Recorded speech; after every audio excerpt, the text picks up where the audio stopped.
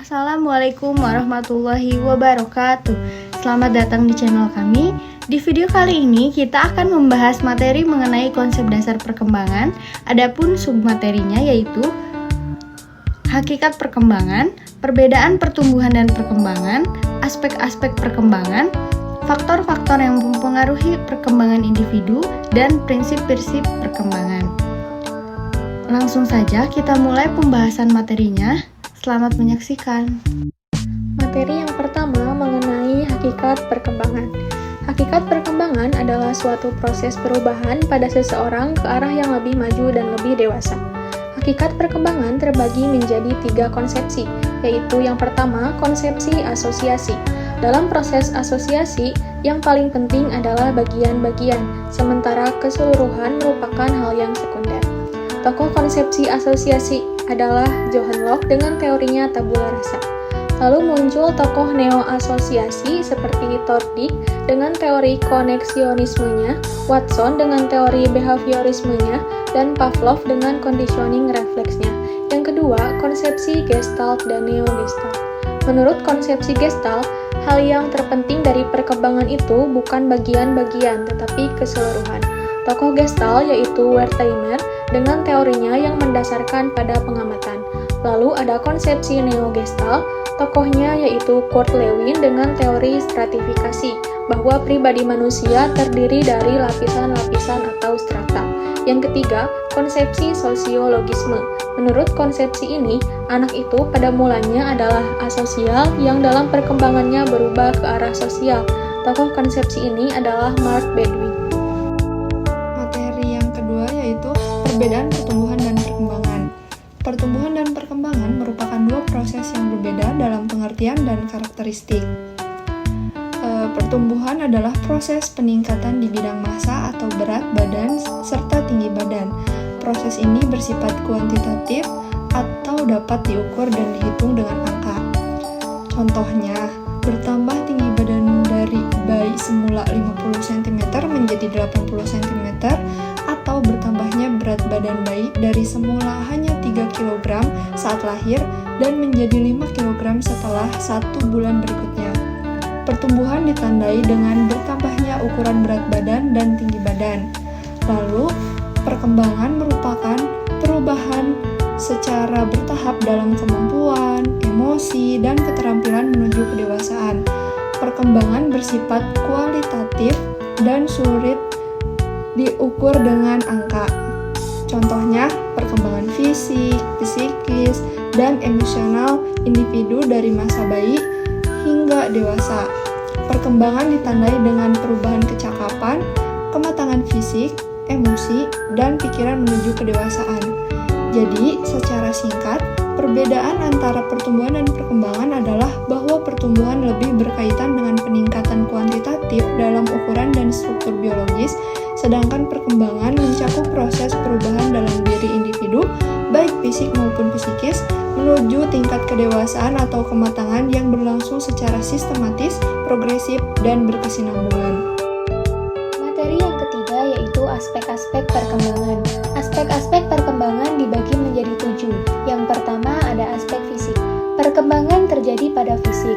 Perkembangan fisik manusia terjadi dari masa pralahir dan terus berlangsung sampai setelah lahir.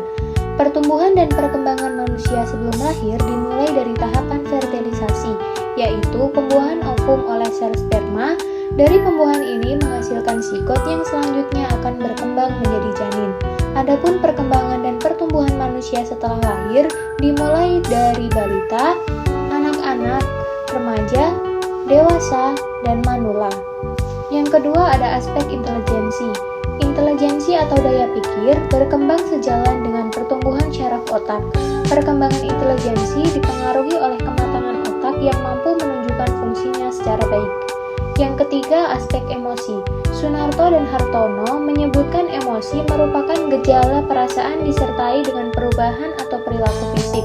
Contoh dari hubungan emosi dengan perilaku fisik yaitu ketika manusia sedih, dia akan menangis. Ketika manusia bahagia, dia akan tertawa, dan sebagainya. Selanjutnya yang keempat ada aspek sosial. Aspek sosial diartikan sebagai proses belajar untuk menyesuaikan diri terhadap norma-norma kelompok, moral, dan tradisi, meleburkan diri menjadi suatu kesatuan yang saling berkomunikasi dan bekerja sama. Perkembangan sosial anak sangat dipengaruhi oleh keluarga. Perlakuan keluarga terhadap anak akan mengenalkan anak ke lingkungan sosial dan norma-norma sosial. Selanjutnya ada aspek bahasa. Bahasa termasuk ke dalam aspek perkembangan, karena sebagaimana kita ketahui, ketika bayi lahir, bayi belum mampu berkata-kata.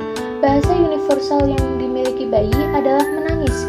Melalui menangis, bayi ingin menyampaikan pesan kepada orang tua bahwa dia lapar, tidak nyaman, takut, gelisah, sakit, dan lain sebagainya. Yang keenam ada aspek bakat. Dalam KBBI, salah satu arti bakat adalah dasar, kepandaian, sifat, dan pembawaan yang dibawa sejak lahir.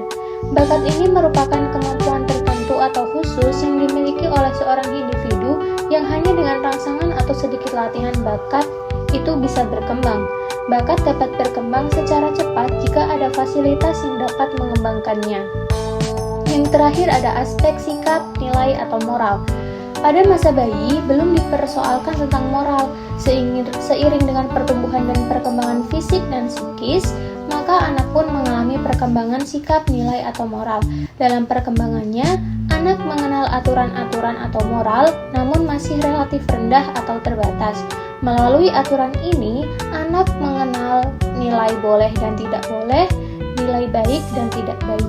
Sedini mungkin, orang tua harus membina moral anak agar anak menjadi manusia yang bernilai dan tahu aturan atau norma. Materi selanjutnya yaitu faktor-faktor yang mempengaruhi perkembangan individu. Dibagi menjadi dua, yaitu faktor genetika dan faktor lingkungan. Faktor genetika merupakan faktor keturunan yang diturunkan melalui gen-gen dari orang tua, baik berupa fisik maupun psikis. Fisik yang diturunkan kepada anak contohnya yaitu tinggi badan, kemiripan wajah, rambut, warna kulit, dan sebagainya. Sedangkan psikis yang diturunkan kepada anak itu berupa sifat, watak, dan kepribadian. Yang kedua yaitu ada faktor lingkungan. Lingkungan merupakan salah satu faktor yang paling besar pengaruhnya bagi perkembangan individu. Lingkungan sendiri dibagi menjadi 3 bagian, yaitu yang pertama ada lingkungan keluarga. Anak yang dilahirkan dan dibesarkan di keluarga yang memegang teguh nilai, norma, dan agama akan tumbuh menjadi anak yang memiliki nilai, norma, dan agama yang kuat. Keteladanan dari anggota keluarga, terutama ayah dan ibu, yang dapat memperkuat anak menjadi individu yang berkepribadian baik. Yang kedua yaitu lingkungan masyarakat. Selain keluarga, lingkungan masyarakat pun dapat mempengaruhi perkembangan anak. Jika faktor lingkungan masyarakat lebih kuat dan dominan, maka anak akan lebih terpengaruh dari lingkungan tersebut. Misalnya, anak yang bergaul dengan teman-teman yang sering melontarkan kata-kata kasar dan kotor, maka kata-kata tersebutlah yang akan sering dilontarkan. Begitupun sebaliknya. Dan yang ketiga yaitu lingkungan sekolah. Sebagian waktu anak yaitu digunakan untuk bersekolah. Sekolah yang menerapkan disiplin tinggi dan adab yang mulia akan memberikan pengaruh kepada anak. Dalam hal ini, guru sangat memegang peranan penting untuk memberikan pengaruh-pengaruh yang positif terhadap perkembangan anak. Maka, guru harus mampu menempatkan diri sebagai sosok yang patut digugu dan ditiru. Materi selanjutnya mengenai prinsip-prinsip perkembangan. Terdapat 6 prinsip perkembangan, yaitu yang pertama, perkembangan merupakan proses yang tidak pernah berhenti. Selama individu mengalami perkembangan, maka pada hakikatnya dia sedang berproses dari waktu ke waktu untuk mencapai tugas perkembangannya. Yang kedua, semua aspek perkembangan saling mempengaruhi. Misalnya, perkembangan pada aspek fisik akan disertai dengan perkembangan bahasa dan juga emosi. Yang ketiga, perkembangan itu mengikuti pola atau arah tertentu. Misalnya, pada saat bayi lahir, ia hanya bisa menangis untuk menunjukkan apa yang ia rasa, tentunya berbeda dengan bayi berumur 1 tahun yang sudah bisa menunjukkan apa yang ia inginkan. Yang keempat, perkembangan terjadi pada tempo yang berlainan. Misalnya, imajinasi dan kekuatan memori terjadi pada usia dini. Yang kelima, setiap fase perkembangan mempunyai ciri khas. Misalnya, pada usia dini memiliki ciri khas egosentris, unik, dan juga aktif. Tentunya ciri khas ini berbeda pada fase remaja.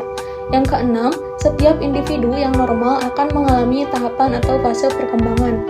Ada 3 fase yang akan dilalui, yaitu mulai dari kanak-kanak, dewasa, dan juga tua.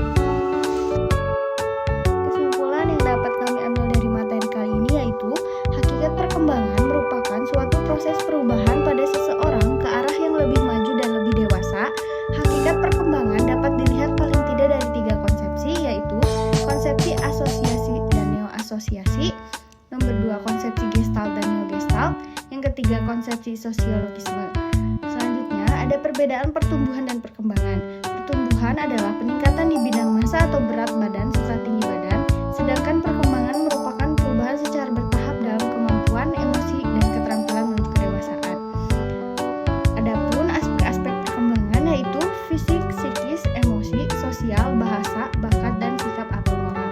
Selanjutnya ada faktor-faktor yang mempengaruhi perkembangan individu. Yang pertama ada faktor genetika dan yang kedua ada faktor lingkungan. Prinsip-prinsip perkembangan dibagi menjadi 6. Yang pertama, perkembangan merupakan proses yang tidak pernah berhenti. Yang kedua, semua